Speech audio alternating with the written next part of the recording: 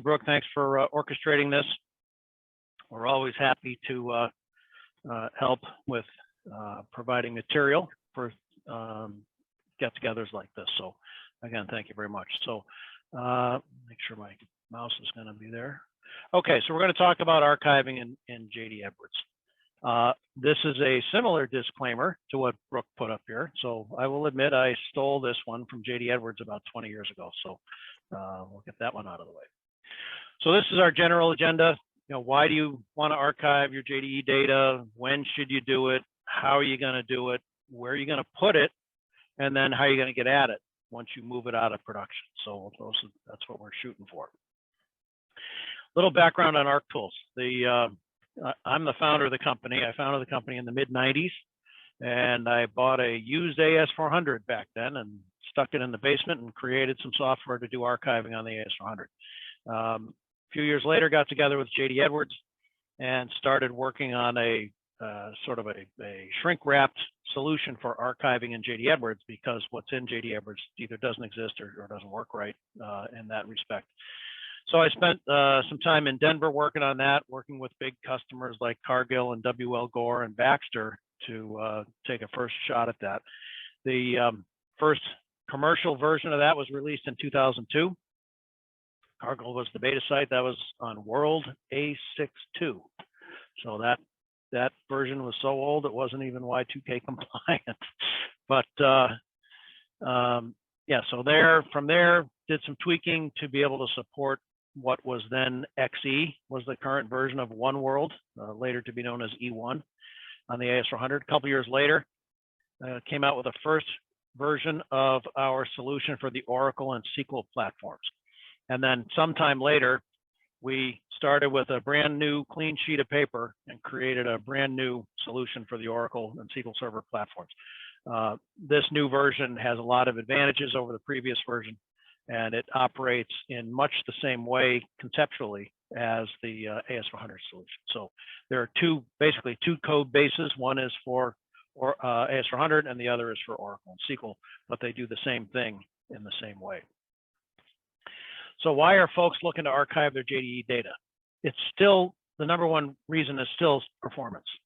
I always thought that when solid state drives came out and they became so fast and big, and the space was increasing all the time, I thought my goose was cooked, because if the machine isn't performing poorly, you don't really care how much data you have. But fortunately for me, this is still an issue. Despite all of the improvements in the hardware, we are continuing to pile up data faster than the hardware can process it. If you're going to the cloud or re-platforming or changing, upgrading to something else, it's a good time to clean house, because if you're going to the cloud, one of the line items on your monthly bill is going to be how much space you use. So if your production environment is 6 terabytes now, if you can skinny that down to a mere 4 terabytes, obviously you're saving 2 terabytes, but you're saving that 2 terabytes multiple times, because you've got production, you've got QA, PY, CRP, and however many other environments you have. So you're leveraging that 2 terabytes that you're saving multiple times. People are worried about how fast they can recover from a disaster. That's still a problem. Sometimes the legal department is driving this bus, where they find out by the water cooler that there's 20 years of history in J.D. Edwards, and they say, well, gee, something happened 15 years ago that we'd rather forget. And so if it's okay, in terms of procedures and whatnot, to archive and get rid of some of that old data, the legal department is many times they're behind that idea. So there are a bunch of other reasons. We won't spend any more time on this slide, but lots of reasons why folks are doing this. Here's an example of a customer. They've got about 90 million rows in their FO911.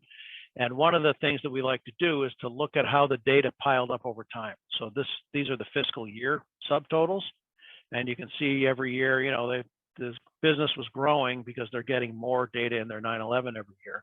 I like to look at a cumulative column to see how it's piling up over time. And then what I like to do is to say, if we were to archive up through this given year, say fiscal 17, that puts 43 million rows in the FO911 on the radar screen. At least they're old enough. That's 49% of the grand total. And the reason I do this is because half is a good starting point. And we'll see why. A lot of good things, very good things start happening if you can archive half of your data. We'll come back to that. So a question we get a lot is, okay, yeah, I understand that if I archive data, the server is going to go faster, but how much faster? And the answer really is that depends. And it depends on lots of things, as we're probably all aware, but it's hard to quantify. And one of the things we can quantify is, what does it do to the time to build an index? And so here's an example. Here's a SQL Server customer. They started with 40 million rows in their FO911. We rebuilt a couple of indexes. And not that you're going to rebuild these indexes every day, but this is an example of the power of archiving. So starting with 40 million rows, it took over an hour to rebuild this index. It took 47 minutes to rebuild that index. We archived it down, got to 18 million rows in their FO911. So we archived a little better than half. So we did 56%. But look what happened to the rebuild time. From over an hour to under 7 minutes, and from 47 minutes to 7 minutes. So it's drastic. Now, you may be saying, yeah, that's swell, but I don't rebuild these indexes very often. So what do I care? And the reason you care is because as you go moving around in JD Edwards and you're making data selections on screens and such, the box at some point is going to be building indexes in order to answer your question. So this kind of effect where you go from an hour down to 7 minutes, you're going to see something like that in lots of places in JD Edwards. So this is the potential of archiving. So half is good. Okay, so when should you be archiving? For most customers that approach us, wish they had done it 10 years ago. It's been on their radar screen for a long time, but the problem with archiving in terms of urgency is, yes, okay, yeah, I know the performance is a problem today, and tomorrow it's not going to be a whole lot worse than it was yesterday. So it creeps up on you until it becomes the #1 priority because the performance is so bad that everybody's screaming. So you'll wish you had started years ago when you're done with that first pass. When you're done with the first pass, it's a really good idea to do it every year. So I always tell people, when you're done with the year-end close and the parties are over because you survived another year-end close, and it gets a little quieter, that's a good time to do some housekeeping and to do a pass at the archive. We have customers that run this themselves when they're done, but these days, a lot of customers choose to bring us back in to execute it on an annual basis. Not a lot of money. You get it done. You keep the machine slim and trim, and everybody's happy. Okay, so we know when we should have been doing it. How are we going to do it? A couple general approaches. JD Edwards has some programs in the software that they call purge programs, but they are A, few and far between, and B, they don't work right anyway. And we'll talk a little more specifically about some of those. But so they don't give you what you need. And if you run some of these, you're going to break things and you're going to be very upset when you're done. Folks have tried to do this in-house, and most of them have learned pretty quickly, the way I did when I first started working with JD Edwards on this, is that it's a heck of a lot harder than it sounds. And we'll talk about why in a minute. And so many folks have tried this and said, to heck with it, it's too difficult. Other folks have done it and didn't realize that the approach they were taking probably wasn't a good one, and when they're done, they realize they had a big problem. And then there are third-party solutions. So we are here because of these two. So there's a reason why we're here. There's a reason why we have 600 customers around the world. So it works out for everybody. So don't use the JDE provided purge programs because they just don't work right.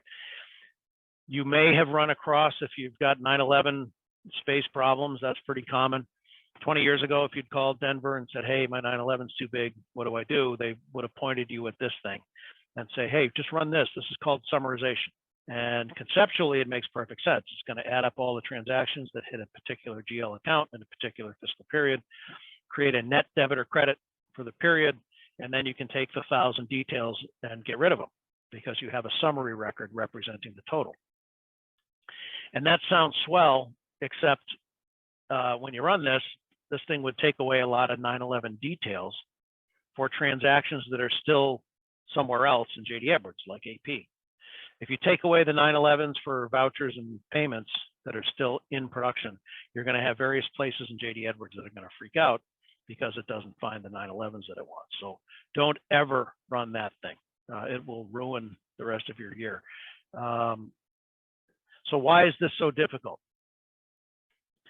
Here's what much of the data in JD Edwards looks like. They're built into documents or orders, like purchase orders and sales orders. So let's pretend this is the PO header, this is the PO line, this is the PO receipt. There are some other tables kicking around. If you're thinking of archiving, one would think that you could look at the PO header.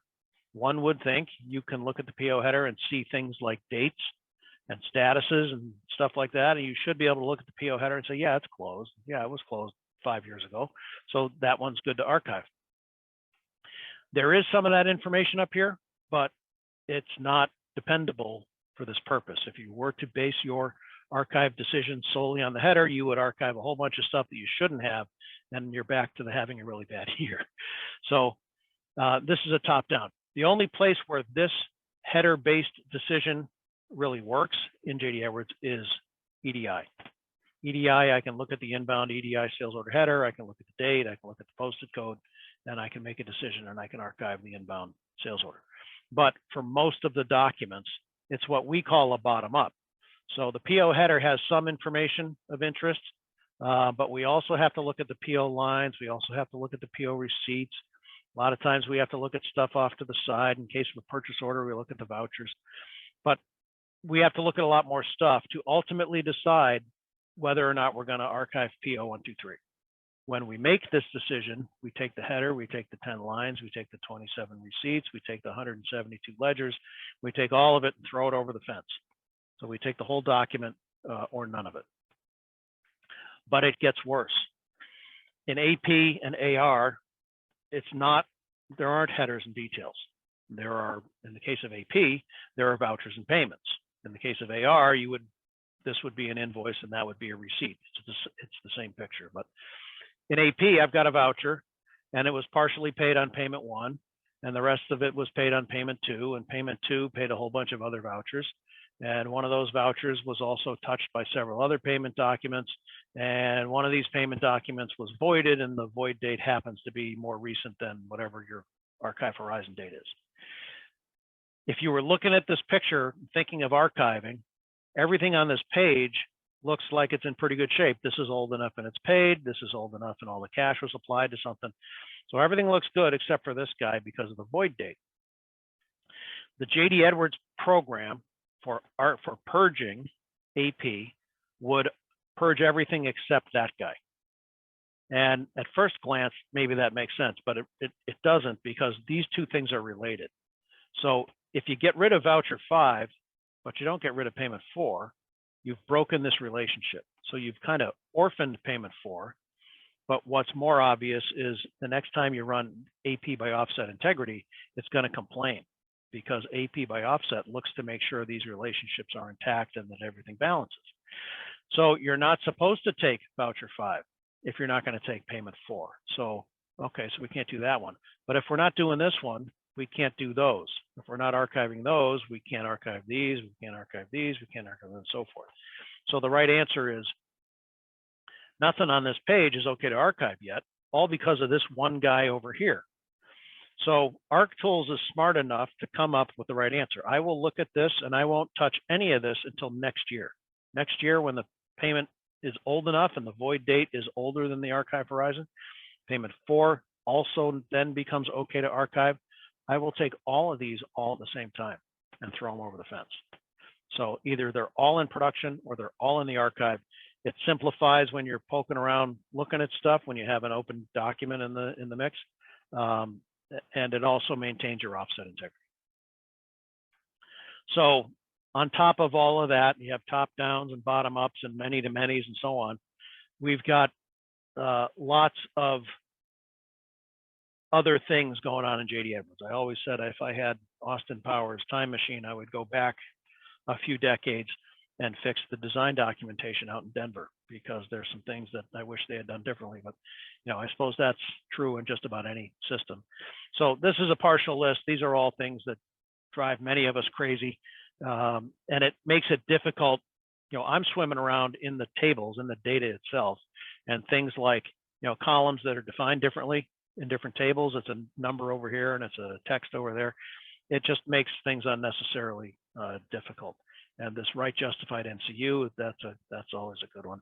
But lots of little things that make things a little more difficult than it needs to be. When you're archiving, there are some tables where the details roll up to balances in some other table. And most folks are familiar with the FO911. That's the GL detail table. This is the debits and credits. And the FO902 is the GL balance table. So this one has a fiscal year, a GL account, and then 12 or 14 monthly buckets. And so the gazillion rows in here are supposed to roll up to all the monthly buckets in there. When we archive and take some 911s out of production, we need to summarize what we took out and put back some summary records so that we maintain the balances. Because if you don't, somebody runs a repost, we're back to having a bad year, because we will have changed a bunch of balances in the 902. That's what this program was supposed to do, this dreadful thing that I told you never to run. We used to actually run this thing over the archive data to summarize it, and that was fine, but it's not exactly tearing up the track in terms of performance, because this thing is the way it's created. We've created an SQL-based equivalent. Does the same thing, does it a lot faster, and it's a lot more flexible than this thing. The Cardex is the same thing. There are pluses and minuses to inventory in here, and there are balances in there. So this 41112 table, instead of an account number, it has essentially a part number and a fiscal year and 12 or 14 monthly balances. So it's the same thing. But Denver never gave you a summarization program for this. So we created one for you, so that if I take 1 million rows out of the Cardex, I'm going to create some summary records to keep those balances happy. So it's the same thing. Little bit about ArcTools itself. It's a quick install, and on the AS400, we restore a couple of libraries, takes a couple of minutes. In Oracle and SQL, we drop something onto a Windows desktop, we plumb it in to talk to your Oracle or SQL servers, and we're off to the races. So we deliver it with a whole bunch of different modules for JD Edwards, the ones you would expect, APA, RGL, sales orders, work orders, and so on, but a whole bunch of others that you may not expect. We are not built in the JDE toolset. That is actually an advantage, because if I were built in the JDE toolset, a couple of things. I would be kind of limited to chewing on just stuff in the JDE database, because it's a JDE application. ArcTools, we deliver it with a whole bunch of predefined archive routines for lots of different functional areas in JD Edwards, but you can go point this at anything else on your database. So we are not a UBE. If I were built in the JDE toolset, I'd be a UBE. UBEs are handy, but they're not known for speed. So we have customers with millions and hundreds of millions and even billions with a B of rows. And so if you have a ton of data, a UBE is probably not the way to go performance-wise. So we're not ODBC. We're not taking these 100 million rows and pushing them down the pipe to the desktop to be chewed on. The desktop is really just a user interface, and it submits jobs onto the server where they run right up next to the data. So that we see outstanding performance. We'll see some examples of that. You can control when it runs. You can tell it when to start. You're on your way out the door on Friday afternoon. You can tell it to start at 2 a.m. Saturday. You can, if it has to stop on Sunday afternoon because the operations folks kick everybody out to do their maintenance window, you can tell it to stop on Sunday at 4 p.m. if it's still running. And so you can sort of thread the needle around all the other super important stuff that people are running, so we don't get in their way. So we got to do two things. We talked about how hard it is to pick the right stuff in JD Edwards. You've got top downs and bottom ups and many to manys and all those weird things that JD Edwards does. We have taken all of that and distilled it into a simple approach. So we do these analyses basically in SQL scripts. So we used to do it in a user interface where you had to feed in the parameters that you wanted, and then the gadget would create a SQL script, and then we would run that thing. But what we found was the user interface was sometimes limiting because it had to make assumptions as to how you were going to do something. And with all the crazy stuff that we need to do in JD Edwards, it's easier and more powerful to do it as a SQL script. We'll see a piece of that coming up so you can get a feel for what it looks like. So we've simplified these ugly scenarios into multiple simple steps. The most important thing is we can do anything we need to come up with the right answer. When we were constrained by a user interface that was creating the SQL to do this driver, the selection process, we found sometimes we were limited. So on the AS400, we always did it this way. And so we went back to it. This was the main reason for rewriting the Oracle SQL solution, was to give us the flexibility to do these things. So, okay, so we've simplified how to come up with the right list of POs or batches that we're going to archive. Now we have to actually move them. The other problem that you have is you've got hundreds of millions of rows sitting in the production database across multiple tables, and we need to move them to another database. And if you go to your DBA on Tuesday and say, hey, Bill, on Thursday, we're going to move 50 million rows from the FO911 in production, and we're going to move them to the FO911 in this archive database over there. Your DBA is going to start sweating because that can cause real problems on the database. If you do it the wrong way, you can tie up the database, you can lock people out of the table. Oracle and SQL Server have a bad habit of occasionally making decisions like, well, I can do that for you, but I'm going to lock the table while I do it. And you can't do that on a Tuesday afternoon. ArcTools is designed so that you can run it anytime. You may choose to run it on the weekends, but you don't have to. We have never seen issues with blocking or row locking.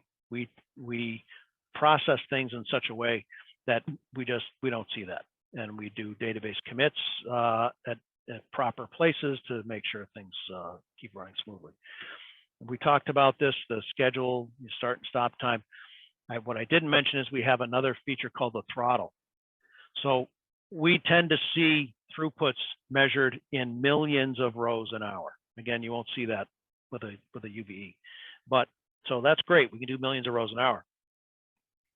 But if you're in a replicated environment or a data warehouse or high availability and so on, you've got some plumbing set up between the live box and whatever this other gadget is. And if that pipe between those two boxes is already pretty full with the daily grind, and I come along with millions of rows an hour that I'm chewing on, we may fill up that pipe and your mirror may fall behind.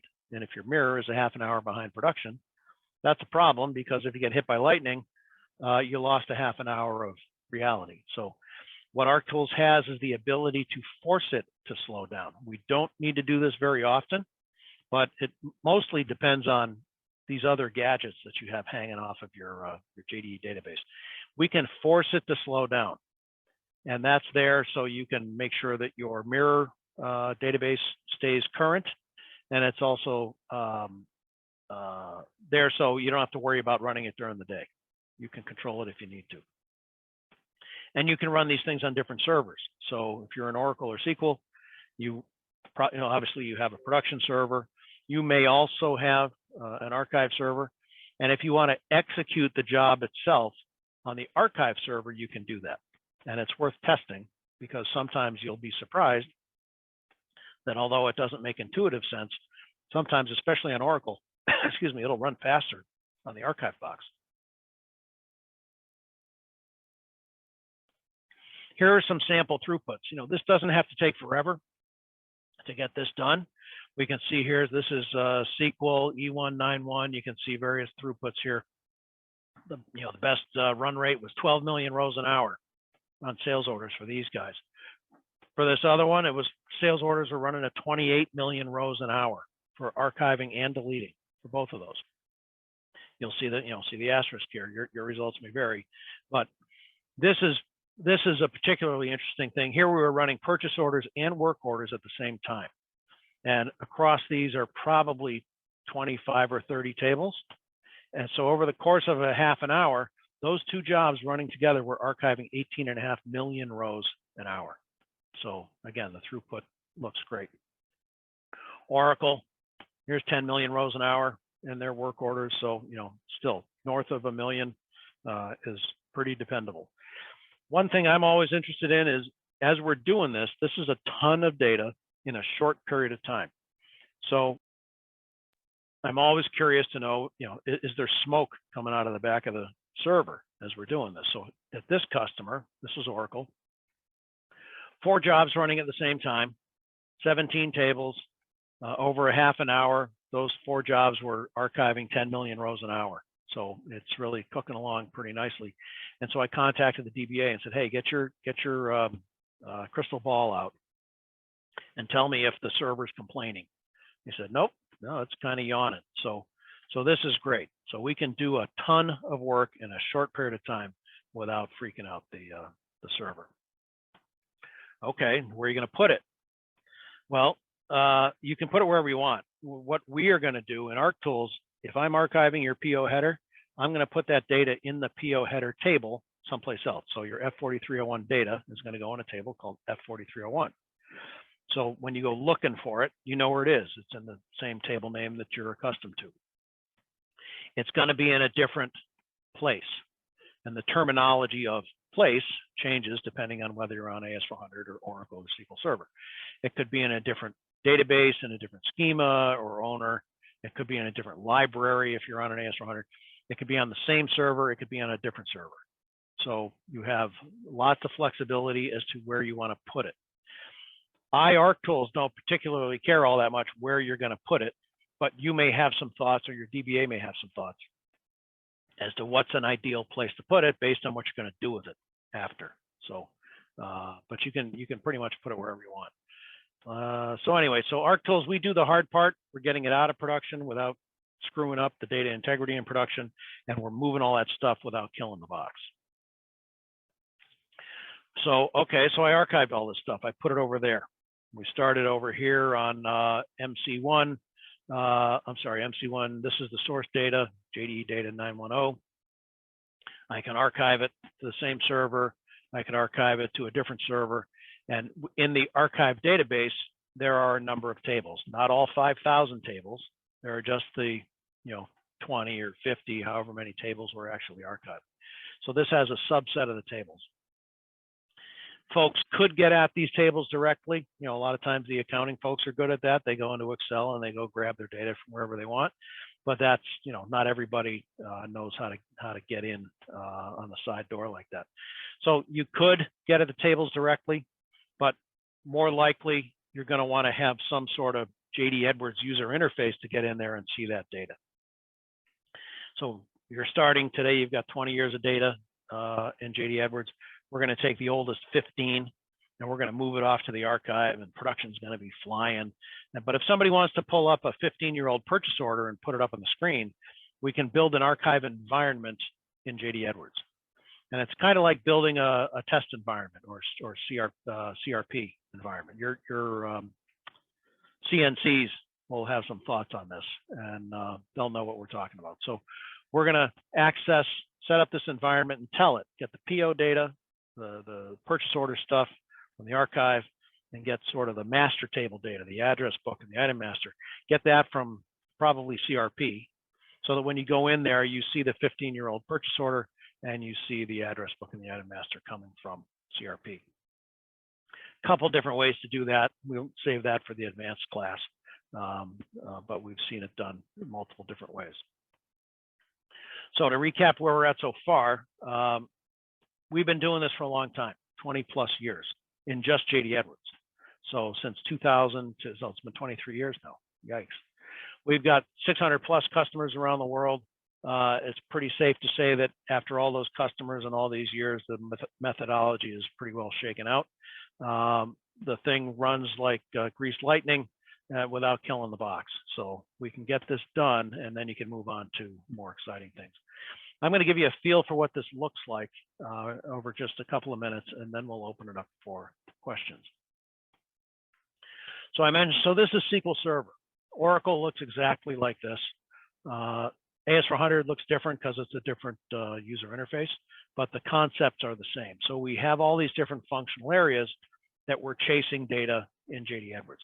These folders have scripts in them that we run to do the analysis to figure out, in this case, what purchase orders do I want to archive? And this is SQL Management Studio. Oracle SQL Developer looks pretty much exactly like this. But we're going to go into SQL Management Studio or SQL Developer, and we're going to run some scripts. And this script is figuring out which POs we do or don't want to archive. Now, if you're not a SQL person, you can still probably look at this and see what it's doing.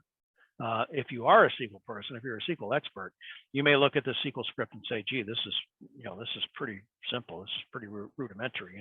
What high school kid wrote this thing?" And yes, that's true, but it was built that way for a reason.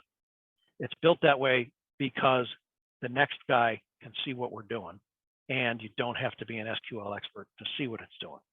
It's built this way because if you want to tweak it, this is very simple, and it's very easy to see where you need to tweak it. If you want to clone some stuff, like this section is looking at the F4301 to decide which POs it doesn't want to archive, you can modify this. You can clone this. If you have an F55 4301 that you want reflected in the logic, it's pretty easy to see what it's doing. It's self-documented within the scripts themselves. When it runs, it spits out a log as to what it's doing with counts and things. And these tables have different reasons for existing here. This is going to be a popular one. This one in the middle here will tell you for each purchase order that's being excluded, why is it being excluded? What are the reasons why PO123 is not going to get archived? So that's a popular one to look at. This one on the end here, that's the end goal. This table has the PO numbers that we want to archive. So we call this a driving table. We're going to bring this driving table into the ArcTools software, the desktop software, to drive the purge of purchase orders. So here's the ArcTools desktop software. You log in here, and the first thing we do on the config screen is we set up your server farm. What does it look like? This tool talks to either Oracle or SQL Server. I should point out that if I can't archive from SQL Server to Oracle, the only restriction is you got to stay in the same family. So if my source data is on SQL Server, I'm going to archive the SQL Server. I'm version agnostic. I really don't care what version of SQL Server, for example, you're running. I will say that this thing itself can't talk to SQL 2005, but you may be surprised to find we have a customer that's still running JD Edwards on SQL 2005. And we were able to do it because we set up a SQL 2014 box and we ran the jobs on a SQL 2014 box. But anyway, so I don't really care much about what version you're on. And the archive button, we start off with what's called applications. This is where we would say, we're going to set up some purge routines for JD Edwards or something else. So other things that you have on your servers, not just JD Edwards. If you have other things on your servers that could use a little house cleaning, you can use ArcTools to do it. You've got plenty of sample calculations here in JD Edwards that you can clone to go after something else, whether it's AnswerWorks or Vertex or shop floor data collection or whatever it is. You have a tool that you can use for those other things now as well. Within an application, we have environments. And in JD Edwards, this is where you would set up your CRP environment and your PY environment and your PD environment. So you would start with kicking the tires in CRP and you say, okay, this one looks pretty good. We're going to bump it upstairs to PY, and then we're going to go into PY and we're going to run it, and we're going to do our ticking and tying. And when that gets signed off, we're going to bump it up to PD where we can run it in production. So this is where you would define what your environments look like. Or if you have one server for the US and another server for EMEA, this is where you would set up those environments. Within an environment, we go into the archive tools themselves. So Join Wizard is where all of the JDE stuff lives in ArcTools. The Join Wizard, the general idea is we've got a table to drive the purge. The table has the, as I pointed out in the purchase order thing, it's got the primary key to the purchase order, company doc type. We're going to take that and build a purge module from that driver. So here's a list of the various spec sets that are predefined for JD Edwards within ArcTools. We're going to pick the purchase order module, and we're going to come in here and walk through these screens. This first option is one where you create a driver table on the fly. So I know we have all these scripts. We do that because of all the sort of screwy things we have to figure out in JD Edwards. But as I mentioned early on, EDI is blissfully simple. So when we do EDI in here, we go into this first option and we create a driver table. And I'll show you what that looks like. I can point, this is the EDI inbound sales order header. I can say for this table, I want to pick these columns. These are the primary key to the inbound EDI sales order. I'm going to pick if it's been posted and if it's old enough. If the posting date is older than my archive horizon, I'm going to pick this document and I'm going to set it up in a table. So this thing right here will create a little driving table for you. So it's very handy. But again, we only use that in some of the simpler scenarios like EDI, or sometimes also if you've got some standalone custom tables that we want to archive. So back to my PO example. Here's my PO driver that we set up in the script. This guy has the key columns to the purchase order. I'm going to give it an alias because that's a good thing to do. If you need to put some criteria here based on the driver table, you can. But since we built this driver table running a SQL script, we don't typically have to put anything in here, but you can if you need to. We take that driver and we connect it to the tables that are related to the purchase order. Here's your PO header, here's your PO line, there's your PO receipt, and there's probably 15 or 20 more as we go down the list here. For each of these tables, we have to make a connection between the driver table and this particular table. So PD, that's the PO line. So we're making a connection between the doc number on the driver table and the doc number in the PO line. If you have a custom tag table, F554311, this is where you would set that up. You'd go to the bottom of the list and set up a new line item that looks pretty much just like this. So you set up the join, and from there on, your F554311 will forever get dragged on along with the rest of the PO. So we don't treat those custom tables as orphans or one-offs. We put them right in where they belong.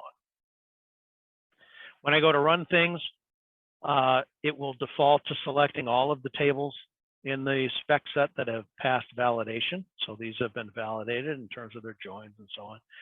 If you want to skip one, like you don't want to archive the 43199, the PO ledger, you can uncheck it. You can override things if for some reason this table lives in a different place. It's not likely. I don't think we've ever seen that in JD Edwards. But if your PO ledger lived somewhere else, you can tell it where it lives. If for some reason you want to archive the PO ledger into a different place than everything else, you can tell it to do that here. Tell it to archive this one to server C instead of server B. You can tell it when to start. You can tell it when to stop. You can tell it what you want to do. If you just want counts, if you want to run archive only, if you want to run delete only, or if you want to run in archive and delete mode, which is the more common. That's the way, the normal way to do it. And you can tell it where to run. This will default to running where the tables live. If you want to force it to run on the archive box, this is where you would do it. So a lot of flexibility here. The monitor screen is where you can keep an eye on things. So you see stuff that's ready to run, you see stuff that's finished. As stuff is running, you would watch the record counts. It's gonna do 1 million. It's done 100,000 so far. It's done 100,000 so far. You can see some more details about what the job's doing behind this button, and you can edit the job, which means I can change when I want it to stop So if I want it to stop earlier than 4 p.m. on Sunday, I can go ahead and edit that, or I can change. I forgot to mention the throttle settings. These two columns constitute the throttle. If you need to force this to slow down, you can tell it to stop for some number of seconds after every X number of database commits. So it'll do a commit with every driver row. So in the case of the purchase order, after every PO, it's going to default to doing a commit. If I want to slow it down a little bit, I might change this commit to be every 10 POs. Tell it to stop for 1 second. It'll slow it down a little bit. So this is something you play with. If you need it, it's critical. We don't find we use it too much because it's really only needed for mirrored environments where the pipe is straining. So that's the monitor screen. So that's my quick and dirty walkthrough. I have to try and find my way back to, where's my question button? Oh, here we go. Is there functionality to revert back to the pre-archive state of problem if a problem arises? Yes. So that driver table that's one of the purposes of the driver table. We ran the driver. It told us we're going to archive PO123 and PO124 and PO126. We ran the archive. If we change our mind, we want to put it back, we can use the same driver table and just run the thing in reverse. So it's very well structured that way. I will comment at this point, though, since you brought this up, be careful on this topic, because if you ask your average person that's offering one of these archiving tools, hey, can you put stuff back? The answer is going to be, oh, sure. And that's right. Of course I can. You know, it's a tool that moves data from point A to point B. I can tell it to move anything I want from point B to point A. But what you need to be aware of is you have to be careful about doing that, because if you put back a subset, you can find yourself in trouble. So you remember that picture with the AP with all the intertwined vouchers and payments. We went through this kind of horrific process to figure out which ones we want to archive. And we did that because they're related to lots of other things. If you put back a subset of stuff that's related to a bunch of other stuff, you are likely to inject an integrity issue into the JDE production database. So you got to be careful how you put stuff back. I'm not worried about putting back the whole thing. So, you know, with something like AP, if you find that, you know, gee, I wish we'd done something different, fine, put it back. Let's do it again tomorrow or next weekend or whatever you want to do. We can fix how we're picking it and just do it again. So because our tools runs so fast, that's an option to just do it, you know, the right way. So, all right, if there are any other questions, please jump. Oh, wait a minute, I see something. Oh, I see. Okay, that was me. There's a chat. That was me, Dave. Okay, so yeah, back to you. Awesome. Thank you so much. Really appreciate it. That was awesome. And if you guys have any more questions, feel free to input them into the Q&A box. I'm just going to cover a few follow-up items. And then, so in the meantime, if anything comes up, feel free to just pop it in there. I'm going to go ahead and share my screen, Dave, if you don't mind.